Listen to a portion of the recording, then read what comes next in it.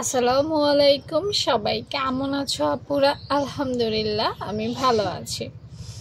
আজকে আমার আপুদেরকে বেবি কলার কাটিং করে দেখাবো। এই কলারটা বাচ্চাদের জামাতে দিলে এত সুন্দর লাগে বলার মতো না। এইটার ডিজাইন আমার মনে হয় যে কখনোই পুরনো হবে না। তোমাদের কি অভিমত একটু জানাও। একটা সিম্পল বেবি ড্রেসের মধ্যে যদি তুমি এই গলাটা দাও, একদম ড্রেসটা দেখবা গর্জিয়াস হয়ে গেছে। আজকে আপু তোমাদেরকে 2 বছরের বাচ্চার জন্য বেবি গলারের যে মেজারমেন্ট কিভাবে কাটবে একদম সহজ নিয়মে দেখিয়ে দিব, ঠিক আছে? এটা হচ্ছে মেজারমেন্ট, আর কাটার পরে এইটা হবে। অনেক আপু বলো না যে আপু একটু মেজারমেন্ট তো দাও, কিন্তু একটু কেটে দেখালে আমাদের জন্য একটু ভালো হতো। তো আসলে সেই সব আপুদের জন্য তো চলো এটা আমরা কাটি। এই গলাটা কাটতে হলে তোমাকে ডাবল পার্ট নিতে হবে। ডাবল পার্টেই সবচেয়ে বেশি সুন্দর হয়, সিঙ্গেল পার্টে কিন্তু অত বেশি ভালো হয় না। তবে হ্যাঁ, সিঙ্গেল পার্টেও দেওয়া যায়, অসুবিধা নাই, কিন্তু ডাবল পার্টে দেওয়ার চেষ্টা করবে। ডাবল পার্ট মানে কি, দুইটা পার্ট থাকবে। আমি যদি দেখাই, এরকম দুইটা পার্ট থাকবে আর কি।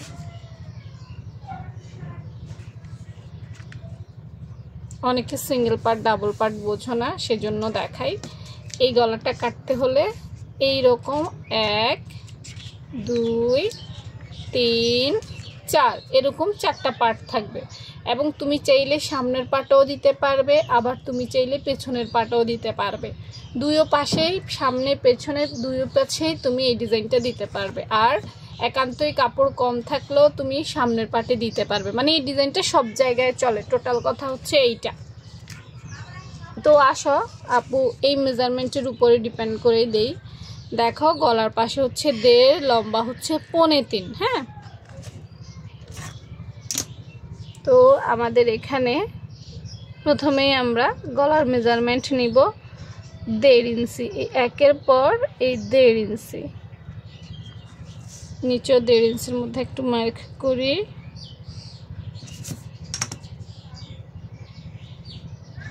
আর লম্বা হচ্ছে 3.25, মানে 3 ইঞ্চি থেকে কম। এই হচ্ছে 3 ইঞ্চি, এই 3 ইঞ্চি থেকে কম, 3.25।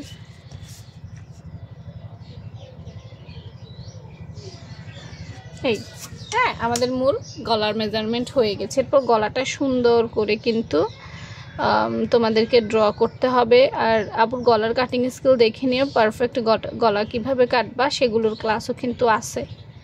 কারণ গলা সুন্দর না হইলে কলারও সুন্দর হবে না। এই গলাটা ড্র হয়ে গেছে, এবার আমরা কেটে ফেলি, কি বলো? কাটলে বেশি ভালো হবে। হ্যাঁ, না কেটেও ড্র করা যাবে, কিন্তু আপু তোমাদের সহজভাবে বোঝানোর জন্য একটু কেটেই দিব।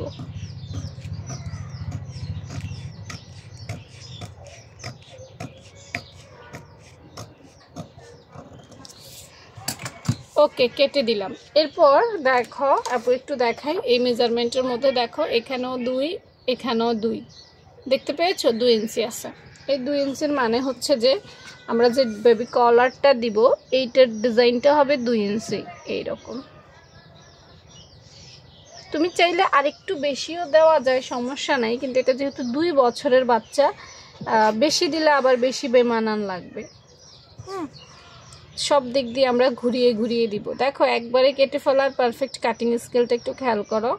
এই 2 ইঞ্চি গলা থেকে ধরে এই 2 ইঞ্চি করে প্রত্যেকটা জায়গায় এভাবে ঘোরাবো, এইভাবে ঘোরাবো। এভাবে ঘোরাবো প্রত্যেকটা জায়গায়। আপু মাপ নিছি, তোমরা চাইলে এগুলোও তো মাপ নিতে পারো, মানে সেম যেন থাকে সেদিকে খেয়াল করবা। প্রত্যেকটা দাগ মিলাই দিবা।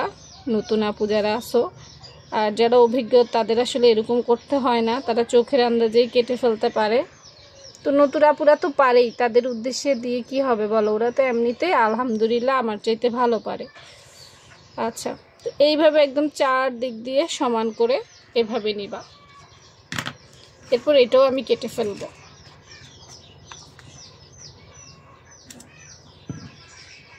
এভাবেই কেটে ফেলবো। হ্যাঁ,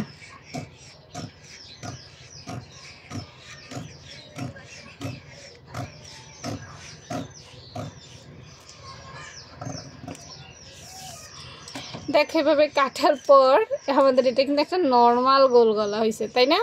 হ্যাঁ, এটাকেই এখন ডিজাইন করতে হবে।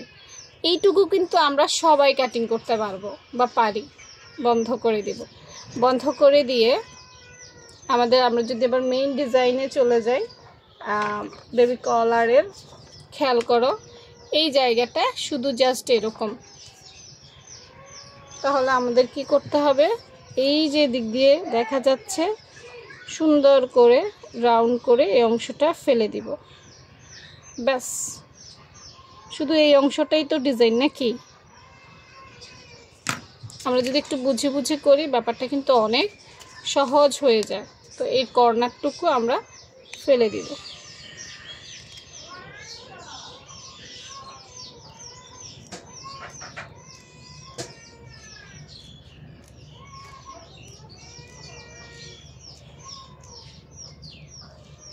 এই যে দেখো কর্নার আমরা ফেলে দিয়েছি। এখন খুলবো, খুলে দেখব যে ফিনিশিং লেভেল ঠিক আছে কিনা।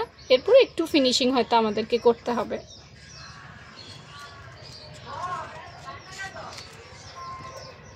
এই হ্যাঁ, এখন দেখো ফিনিশিং লেভেলটা হচ্ছে চোখের উপরে। হ্যাঁ, চোখ কি বলে, আমার চোখ বলতেছে এই দুটো জায়গা একটু মোটা, এই দুটোকে একটু ছাঁটাই করতে হবে। আবার অনেক সময় দেখা যায় ছাঁটাই করার দরকার হয় না, আমরা যখন এটা সেলাই করব, সেলাই করার সময়ও কিন্তু এগুলো ঠিক হয়ে যায়। বুঝতে পেরেছ? সেলাই করার সময় কিছু কিছু জিনিস কিন্তু ঠিক হয়ে যায়, সব সময় কাটিংয়ে ফিনিশিং না, সেলাই করলে হয়ে যায়। তো আমার এই জায়গাগুলো একটু চড়া মনে হচ্ছে, একটু এই দুইটা সাইড একটু ছাঁটাই করে দিব হালকা করে। হ্যাঁ, তাইলে ঠিক হয়ে যাবে।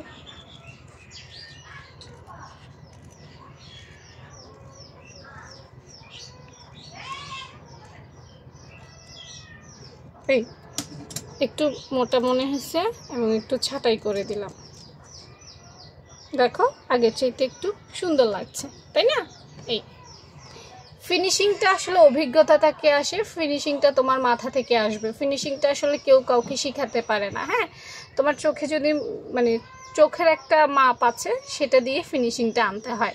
হাতের একটা কৌশল আছে যেটা থেকে তোমাকে ফিনিশিং আনতে হবে। এটা পুরোটাই আসলে কি বলবো, বুদ্ধির ব্যাপার। তো এই হচ্ছে আমাদের আজকে বেবি কলারের মেজারমেন্ট দিলাম। তো পুরো ক্লাসটা দেখা হইলে আশা করি একটা কমেন্ট করবা। ভালো থেকো সবাই, আল্লাহ হাফেজ।